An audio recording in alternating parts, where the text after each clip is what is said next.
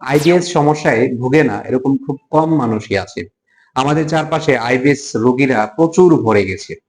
আমরা আজকে সেই আইবিএস নিয়ে আলোচনা করব। আমাদের টপিক হলো আইবিএস কেন হয়, হোমিওপ্যাথি চিকিৎসা কি, অর্থাৎ আইবিএস কেন হয়, এর লক্ষণগুলো কি কি এবং এর আলোকে হোমিওপ্যাথি চিকিৎসা কি, এ বিষয়ে আপনাদেরকে বিস্তর ধারণা দিব।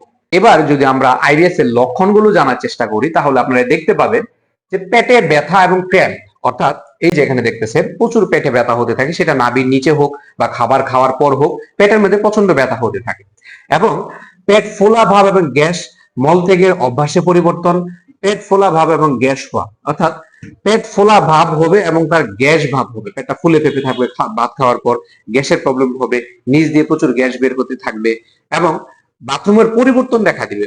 এক এক সময় ডায়রিয়া হয়, এক এক সময় কোষ্ঠকাঠিন্য হয়, এক এক রকম এক এক সময় দেখা যায়। এবং আপনারা দেখতে পাচ্ছেন যে অসম্পূর্ণ মলত্যাগের অনুভূতি। হ্যাঁ, মলত্যাগের সময় কফ বা শ্লেষা বের হয়।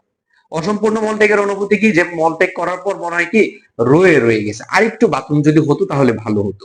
এবং মলত্যাগে শ্লেষা বলতে এখানে বোঝাচ্ছে বাথরুম করার পর সেখানে পিচ্ছিল জাতীয় কিছু আঠালো জাতীয় অনুভব করতে পারবেন যখন বাথরুম শেষ করার পর পরিষ্কার করতে যাবেন হাত দিয়ে, আর এটাকে শ্লেষা বলছে বা মিউকাস বলছে। এই সমস্যাগুলো যাদের হয় খুবই খারাপ একটা অবস্থা, ভালো কোনো খাবার খেতে পারে না, ভালো কোনো সবজি, ভালো কোনো ফল, ভালো কোনো খাবার, যেমন ধরেন গরুর গোশত, মুরগির গোশত, হ্যাঁ বিভিন্ন ধরনের ভালো রান্না হইলেই তার অবস্থা খুব খারাপ হয়ে যায়, খুব মেনটেনের উপর চলার লাগে এবং লাইফটা পুরো হেল হয়ে যায়। গ্যাসের প্রবলেম তো সারাক্ষণই লেগে থাকে।